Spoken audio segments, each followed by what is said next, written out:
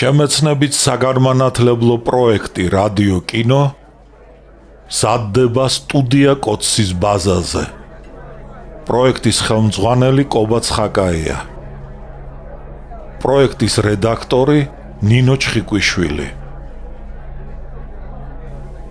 თბილისი 2025 წელი.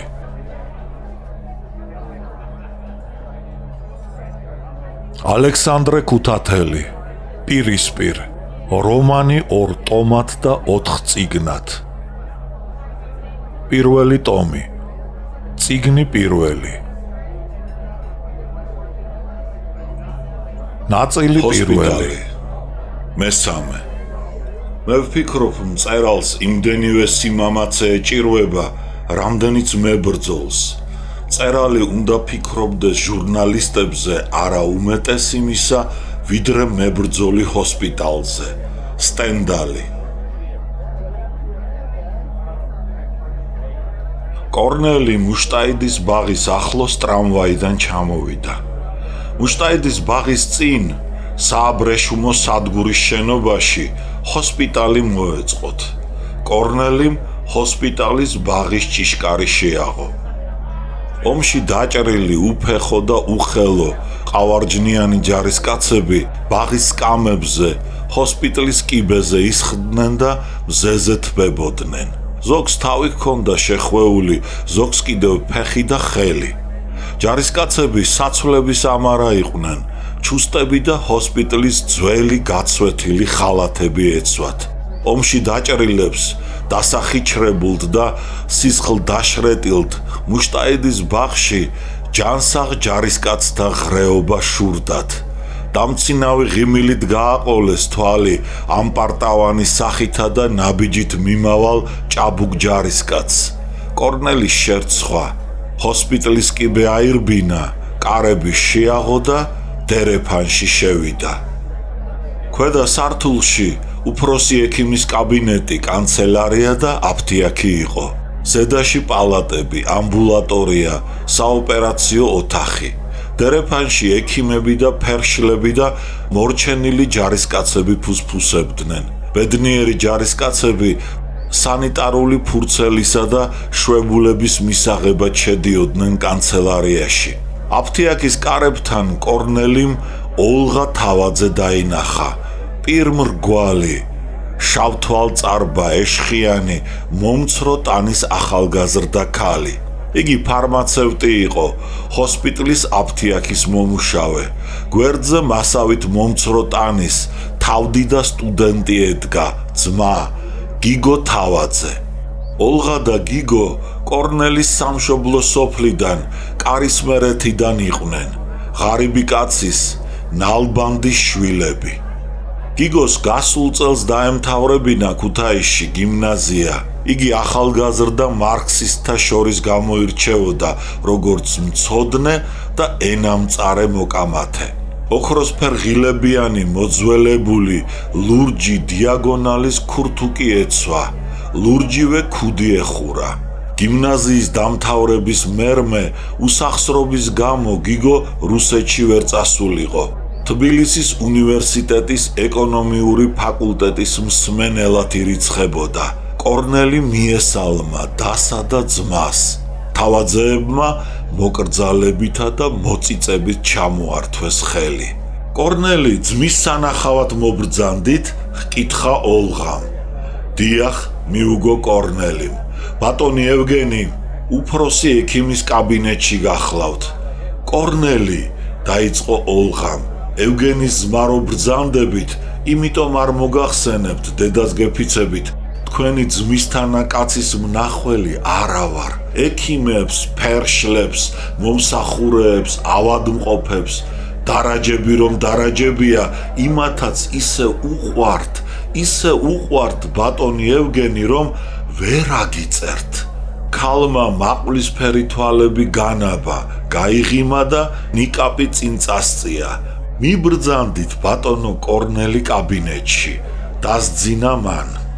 არა, აქ დაუცდი, უთხრა კორნელიმ და უფროსი ექიმის კაბინეტს გახედა. გიგომ ჰკითხა, რასაგან სასწავლის ევგენი უნივერსიტეტში? ტოპოგრაფიულ ანატომიას და ქირურგიას, მიუგო კორნელიმ. ძალიან სასიხარულოა, ჩვენმა სოფელმა ასეთი ნასწავლი და სასიქადულო შვილი რომ მისცა ქვეყანას. უთხრა გიგომ და გულში კი გაიფიქრა. რატომ არ იქნებით ბიძია ნასწავლი და დაწინაურებული, დოქტორები და პროფესორები, ბავშვობიდანვე ხელის გულზე გატარებდნენ, ჩიტის რძეც კი არ მოკლებიათ, მე კი ჭადის ნატეხი მენატრებოდა.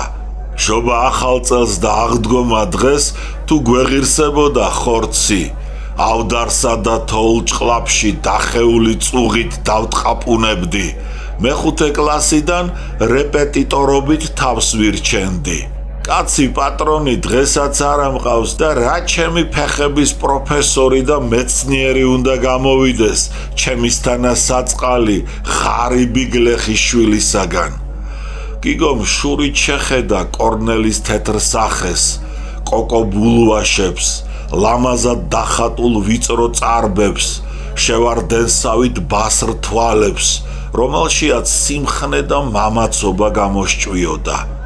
კორნელის გრძელი და კოხტა ჩეკერილი მაზარა ეცვა, ზედ ხმალი და ნაგანი ეკიდა.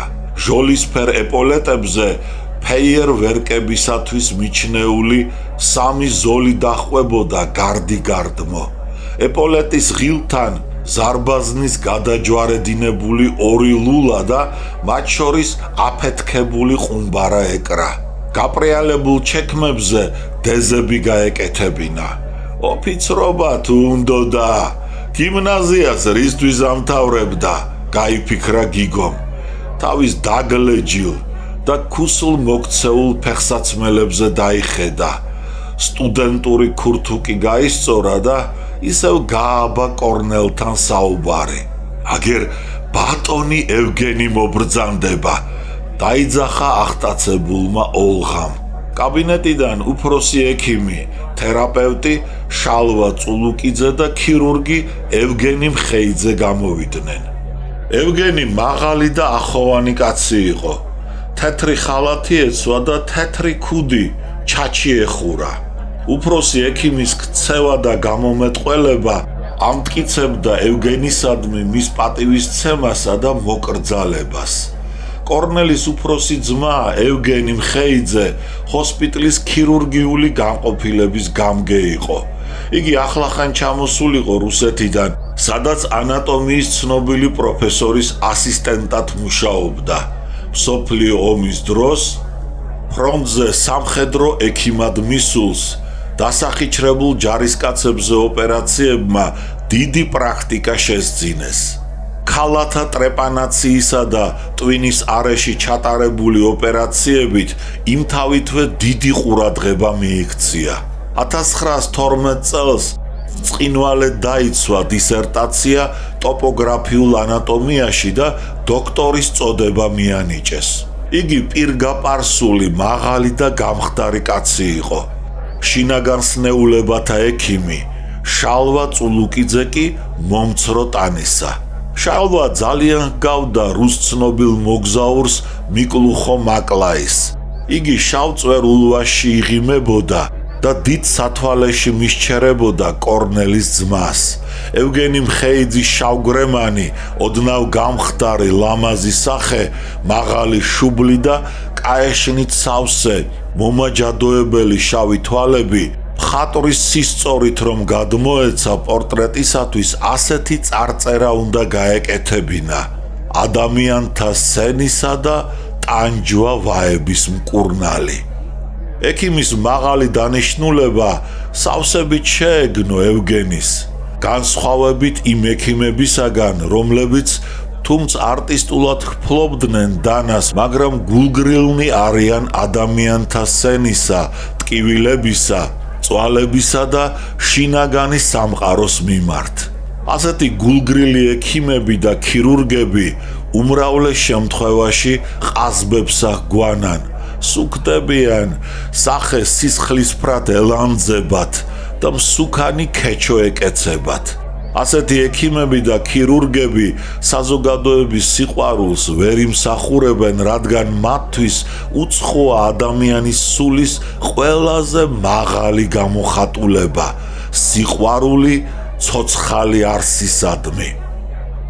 მართალია არტისტი, რომელიც დრამატული და ტრაგიკული მდგომარეობის დროს ნამდვილად ატირებდა სცენაზე, ცუდი არტისტია ისევე როგორც ქირურგი, რომელსაც საოპერაციო მაგიდაზე მწოლის ტანჯვა ტკივილის გამო გული აუჩუყდება და დანით შეიარაღებული ხელი კანკალს დაუწყებს. მაგრამ სულით მახინჯი და ბოროტი კაცის როლის შემსრულებელი არტისტი, ისევე როგორც ადამიანის სხეულის დასახიჩრებულ და დაავადებულ ნაწილზე მომუშავე ქირურგი, ხშირად შეუდარებელ ხელოვანად და თავისი საქმის დიდოსტატად იქცევა. ადამიანისადმი დიდი სიყვარულის გამო, რაც უნდა იყოს ერთი რამ უდავოა. არსებობს ექიმთა ორი ჯგუფი. ერთნი მარტოოდენ ფიზიკურ სამყაროს ხედავენ, მეორენი ფიზიკურსა და სულიერსაც და ადამიანის სულიერი ბუნებით შთაგონებულნი მისი სხეულისადმი მეტი სიყვარულით იმშვალებიან და მას ნიჭიერად მკურნალობენ. ქირურგი ევგენი მხეიძე ექიმთა მეორე ჯგუფს ეკუთვნოდა. იგი ადამიანთა სენისა და ტანჯვა ვაების მკურნალი იყო. შემთხვევით, როდი უყვარდა და ესმოდა ხელოვნება, მას კარგი სმენა და ხმა ჰქონდა და როიალზეც ჩინებულად უკრავდა. ევგენი უფროს ექიმს მოშორდა, კორნელისთან მივიდა და მერმე ოლღას გაეხუმრა. მგონი კარისმერეთელებმა თბილისი დავიბყრათ. მართალია, ჩემო ბატონო, დაუდასტურა სიცილით ოლღამ და ძმა გააცნო. ევგენი 8 წელი არ ყოფილა საქართველოში. მოსკოვის უნივერსიტეტის დამთავრების შემდეგ 1911 წელს იგი რუსეთიდან აფრიკაში გაემგზავრა, ქაიროში. იქ გამოჩენილი არაბი ანატომის ხელმძღვანელობით გვამებზე, მუმიებზე მუშაობდა. მერმე პარიზში ჩავიდა და იქიდან კი 1913 წელს კვლავ რუსეთში დაბრუნდა. ევგენი მცოდნე და ბევრის მნახველი კაცი იყო. აფრიკიდან დაბრუნების მერმე უფრო შავგვრემანი გამხდარიყო და მეგობრები არაბს ეძახდნენ. ერთი დიდი ნაკლი დასჩემდა პროფესორ ევგენი მხეიძეს. თავშეუკავებელი ღვინის სმა. იგი ოპერაციამდეც უთუოდ შეზარხოშდებოდა. საოცარი იყო, ნასვამი უფრო შთაგონებითა და არტისტულად მუშაობდა საოპერაციო მაგიდაზე.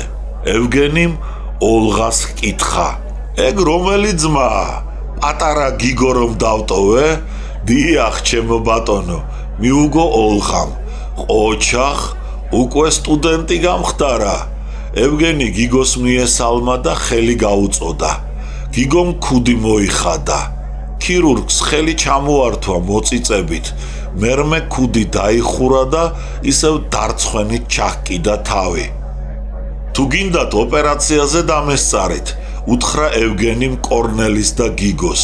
კორნელი მაშინვე დასთანხმდა, ხოლო გიგო შეკრთა და შეყოყმანდა. კაკლის კაჭარის ოდენა თვალები გადმოკუსა თავგიდელამ, მაგრამ ვარის თქმისა მაინც შერცხვა. როდესაც ჭაბუკებს თეთრი ხალათები ჩააცვეს და საოპერაციო ოთახში შეიყვანეს, კორნელის გულისცემა აუვარდა. ევგენის ასისტენტი, ახალგაზრდა ქირურგი სიკო მოსეშვილი და ფერშალი ქალები შეეგებნენ. ფართო ფანჯრებიან ნათელ და სუფთა ოთახის შუა ადგილას საოპერაციო მაგიდა იდგა. ზედ თეთრი ზეწარი ეფინა. კარადები საოპერაციო გაკრიალებული იარაღებით, სახვევებითა და წამლებით იყო სავსე. ანთებულ სპირტქურებზე ნიკელის ქვაბურები თუხთუხებდნენ და შიგ საოპერაციო იარაღები ეწყო გამოსამდუღარავად. შემოიყვანეთ. უბრძანა ევგენი ფერშალს. ოთახში კიდევ 2 ქირურგი შემოვიდა და მერმე სანიტრებმა ბორბლებზე შემდგარი საკაცით თიელი ვაშკაცი თედო ჯიქაური შემოაგორეს. ჯიქაური მაგიდაზე გადააწვინეს და საოპერაციოდ განამზადეს. მას კუჭის წყლული ჰქონდა და ანთებითი პროცესი ეწყებოდა. კრთალ ღაწვებზე ვარდისოდენა წითელი ლაქა აჩნდა. ევგენი მიუახლოვდა, მაჯა გაუსინჯა და დაამშვიდა. კარგი მაჯა გაქვს. შენი ოპერაცია უბრალოა. ხომ არ გეშინია, ბიჭო? არ შემარცხვინო, მთიელი ვაშკაცი ხარ. ევგენი ნარნარი და მეგობრული ხმით გაესაუბრა. თანაგრძნობით სავსე ხელი შუბლზე გადაუსვა. დიდრონი უცნაური თვალები დააშტერდა, გაუღიმა და გულში იმედი ჩაუღვარა. თედო სავსებით მიენდო, გაუღიმა და უთხრა: რისი უნდა მეშინოდეს? თქვენს ხელში ვარ, ექიმო. ამ სიტყვების აზრი ეს იყო: მიშველე, გემუდარები, არ დამღუპო. ფერშალმა სპირტით განბანა და ტკივილის გამაყუჩებელი ნემსი გაუკეთა. ცხვირპირზე ბადე დაადო და ქლორი ასუნთქებინა. მალე თედოს ჩაეძინა. ევგენი მივიდა, მუცლის იმ მიდამოს დააცქერდა, რომლის კანისა და ქსოვილის ქვეშ დაწყლულებული ნაწლავი ეგულებოდა. ტოპოგრაფიული სისწორით ჰქონდა წარმოდგენილი ადამიანის სხეულისა და ჩონჩხის აღნაგობა, ძვლების, მყესის, ძარღვების, კუნთებისა და შინაგან ორგანოთა შემადგენლობა და განლაგება. ქირურგისათვის მისაწოდებლად პატარა მაგიდაზე კანისა და ქსოვილების განკვეთისათვის საჭირო იარაღები, დანები და მაკრატლები ეწყო. სისხლის დენის შეჩერებისათვის პინცეტები და ნემსები. მერმე იარაღები ფიქსაციისა და მუცლის ჭრილის გაგანიერებისათვის, კავები, სარკე და ზონდები. ბოლოს ჟომები ნაწლავებისათვის. ქირურგმა დანა კალმისებურ პოზიციაში დაიკავა და მუცლის კანი და ქვემდებარე ქსოვილები ზევიდან შიგნით თანდათანობით შრეთა მიხედვით განკვეთა და ასე გაიკვლია გზა ნაწლავისაკენ. კორნელიმ მუცლის ღრუში მოთავსებული ნაწლავები დაინახა და გული აერია.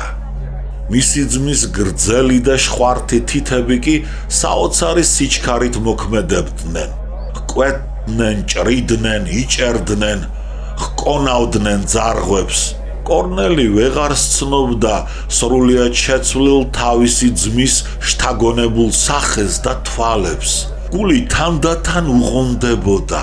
როდესაც ქირურგმა ავადმყოფს ნაწლავის დაწყლულებული ადგილი ამოაჭრა, მთიელ ვაშკაცს ოხრა აღმოხდა. კორნელიმ მის შეწუხებულ სახეს და უიმედოდ დახუჭულ თვალებს შეხედა. ქირურგმა კარგა ხნის მერე ოპერაცია დაამთავრა. კორნელის გიგო თავაძისათვის უნდოდა თავისი შთაბეჭდილების გაზიარება, მაგრამ იგი ოთახში აღარ აღმოჩნდა. ქირურგმა ხელი დაიბანა, იოდი წაიცხო და მერმე მომღიმარი სახით დააცქერდა თედოს. საწყალი, ჩაილაპარაკა გაფითრებულმა კორნელიმ. აწი არა უშავს. შენ ფერი რა დაკარგვია, ცუდად ხომ არ გრძნობ თავს, გმირო მებრძოლო. თავაცე სად არის? ჰკითხა ევგენიმ. გიგო დერეფანში ფანჯარასთან ატუზულიყო, შეშინებული თვალები თედოს გააყოლა და მთიელი ვაშკაცის გაპარსული თავი დაინახა. თედოს თვალები დაეხუჭა და გიგოს ასე მოეჩვენა, თითქოს საკაცით მიცვალებულს მიაგორებენო. სადა ხარ შეკაცო? ჰკითხა ევგენიმ გიგოს. გიგომ დაირცხვინა და საწყლად მიუგო. არ შემიძლია ბატონო ევგენი ოპერაციას ვუყურო. ევგენიმ გაიცინა და მერმე კორნელის უთხრა. მართლა, აქ შენი მეგობარი წევს, ვანო მახათაძე. ვანო მახათაძე? რა მოუვიდა? ალექსანდრეს ბაღში დაჭრეს. როგორ არის? სუბუქი ჭრილობა იყო. ლავიწის ძვალი ჰქონდა გაკაწრული, მალე გაეწერება, მიუგო ძმამ. შეიძლება ვნახო, ჰკითხა გიგო. რატომ არა, წამოდით. ევგენიმ გიგოს და კორნელის ფერშალი ქალი გააყოლა. ქალმა ისინი მესამე პალატაში შეიყვანა. გიგო თავაძე კარგად იცნობდა ვანო მახათაძეს. 1915 წელს ვანო მახათაძე ციმერ ვალდებელის ჯგუფთან კავშირის გასაბმელად რამდენჯერმე ჩავიდა ქუთაისში. ახალგაზრდა მარქსისტთა შორის გიგო თავაძე ვანოს ყველაზე ნიჭიერ და მცოდნე კაცად მიაჩნდა. ვანოს გავლენით ციმერ ვალდელების ჯგუფმა ჯარის ნაწილებში რევოლუციური მუშაობა დაიწყო. ვანოსა და გიგოს შორის მას შემდეგ მეგობრული კავშირი გაიბა. მაგრამ მერმე კარგა ხანმა გავლო. ვანო სამხედრო პირი გახდა და ფრონტზე გაემგზავრა. როდესაც მეორე ინტერნაციონალი დაიშალა და სოფლიო კი ომის ალში გაეხვია, გიგო თავაძე თანდათან შორდებოდა ინტერნაციონალისტების ჯგუფს და მენშევიკებისაკენ იხრებოდა. ეს ცვლილება ვანომ არ იცოდა და ამიტომ პალატაში შესული გიგო რომ დაინახა, სახე გაუბრწყინდა და სიხარულით შესძახა. გიგოს გაუმარჯოს, გიგოს! გიგომ და ვანომ ერთმანეთი გადაკოცნეს. ვანოს ჰოსპიტალის გრძელი ხალათი ეცვა. მის სასტუმალთან ბავშვობის მეგობარი ბიძინა შარაბიძე იჯდა. ბიძინას ტკბილი ხმა ჰქონდა, ჩინებული ხატვა და ძერწვა იცოდა და წერლობაში ჩახედული იყო. გიმნაზიაში ყოფნისას ვანოც გაიტაცა მწერლობამ. კორნელიმ, ბიძინა შარაბიძემ და ვანომ ლიტერატურული წრე ჩამოაყალიბეს, სადაც ქართულ, რუსულ და უცხოურ მწერლების ნაწარმოებებს არჩევდნენ და მის გარშემო კამათობდნენ. რუსეთიდან ახლახან ჩამოსული ბიძინა ხარკოვის უნივერსიტეტის იურიდიული ფაკულტეტის სტუდენტი იყო. მას ცისფერი თვალები და ღია წაბლისფერი თმა ჰქონდა. მესამე პალატაში სუბუქად დაჭრილები დაეწვინათ. ვანო ისე გამხდარიყო, რომ ჭლექიანს გავდა. პერანგზე ღილები შესწყვეტოდა. უთმო, თეთრი სხეული, ფიცარივი ჩათლილი, უხორცო მკერდი, ძვლები და ამოყრილი ნეკნები უჩანდა. მარჯვენა მხარი და ლავიწის ძვალი შეხვეული ჰქონდა. კორნელი შეეცოდა და ჰკითხა, რა მოგივიდა? დამჭრეს სოციალისტის და რევოლუციონერის ჟორდანია რამიშვილის ბიჭებმა. მიუგო ვანომ და მისი წყლისფერი თვალები ბრაზით აღენთნენ. კომშის ხის წნელივით დაგრეხილი მისი კისრის ძარღვი სისხლით ავსილიყო და გამალებით ზგერდა. ვანოს სიტყვები გიგოს არ ეჭაშნიკა. ვანომ მოკლედ უამბო კორნელის და გიგოს მიტინგის დახვრეტა. მერმე ტუჩი მოიკუნიტა და გიგოს ისევ შესძახა.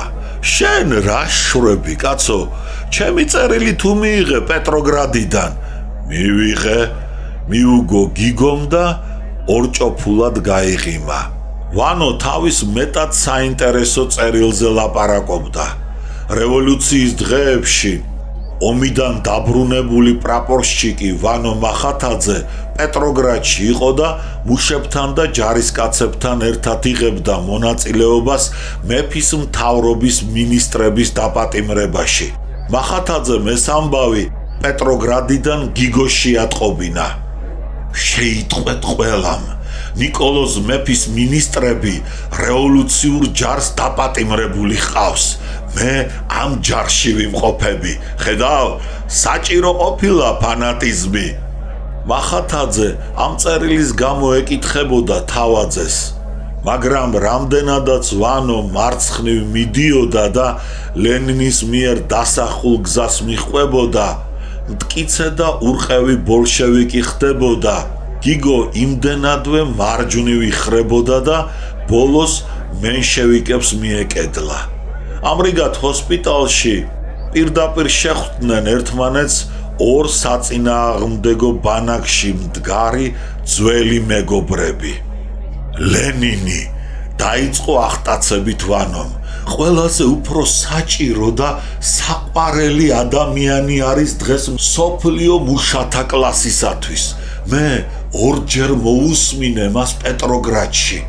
ყოველი მისი მოსაზრება და სიტყვა სამუდამოდ იჭედება გონებაში. ოქტომბრის რევოლუცია ნაადრევი ნახტომი იყო. დაახეთქა გიგო. შეუძლებელია სოციალიზმის დამყარება ისე ჩამორჩენილ აგრარულ ქვეყანაში, როგორიც რუსეთია.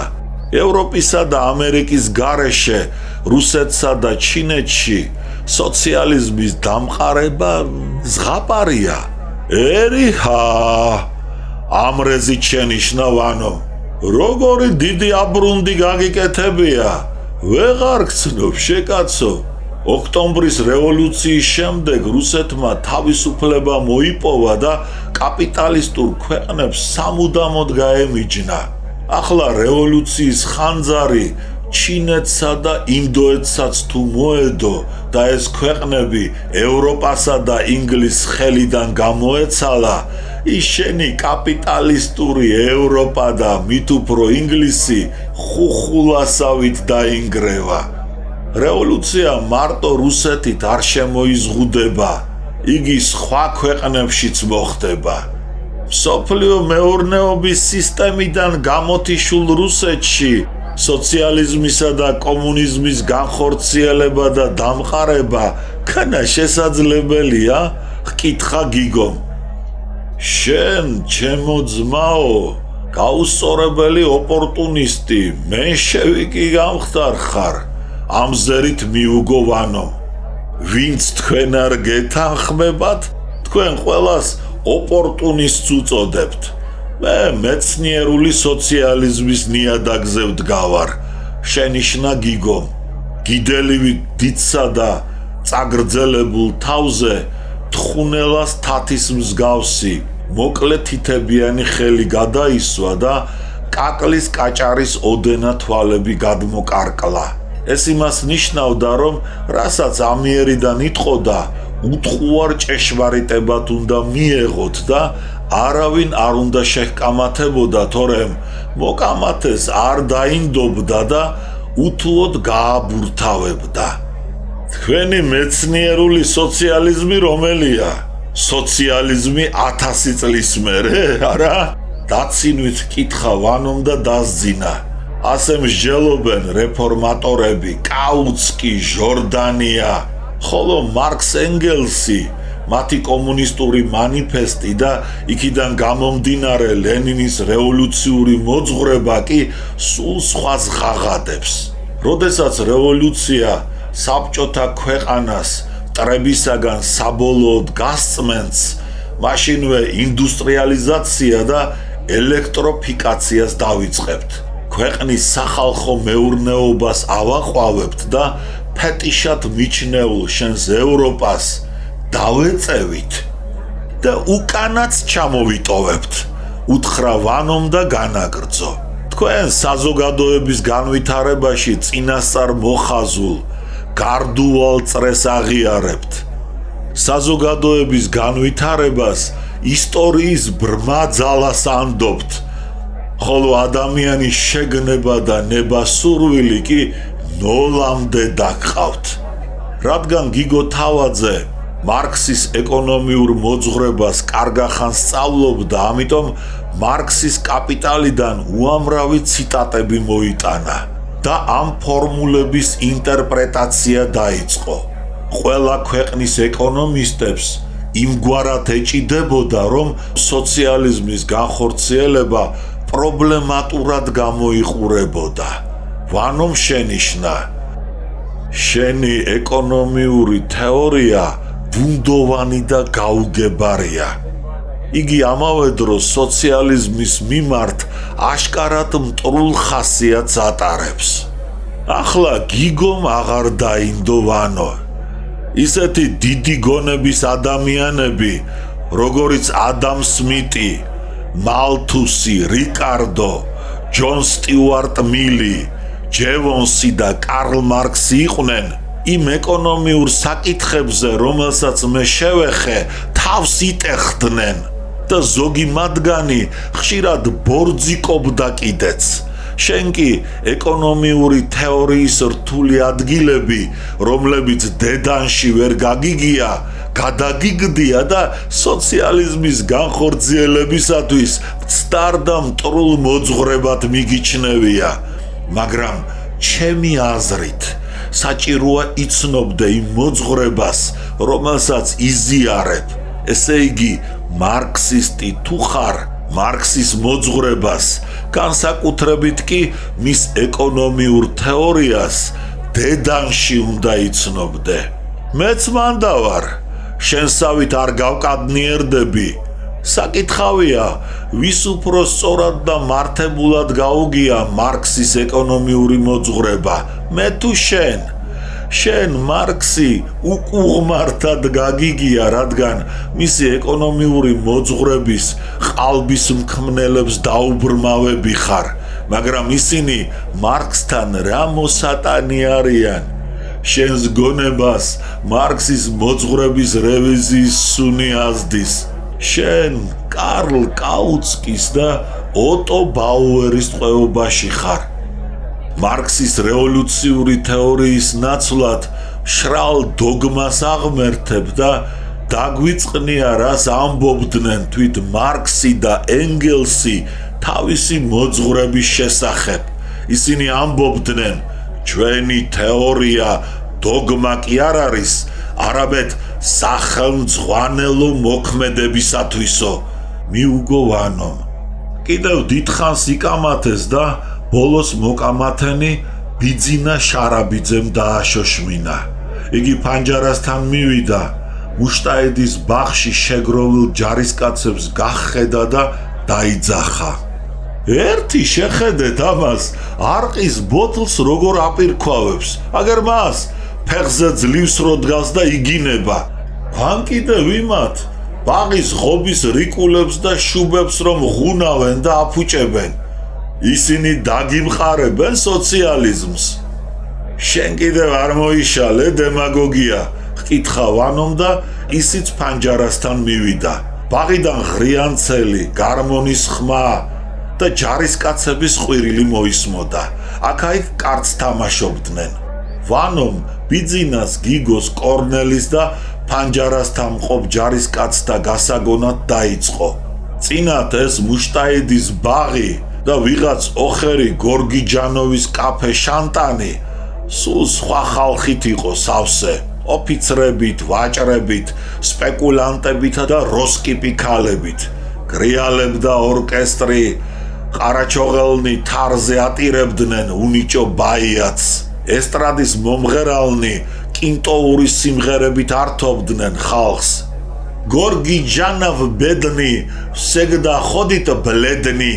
ომის დროს გამდიდრებული სპეკულანტები, მეტროვენი და ვაჭრები უამრავ ფულს ხარჯავდნენ გორგიჯანოვის საროსკიპოში. სულით მახინჯნი, ავხორცნი და ბილწნი ითვრებოდნენ და საგასტროლოდ ჩამოსულ სხეულით მოვაჭრე ქალების ტუფლებიდან შამპანურს მიირთმევდნენ.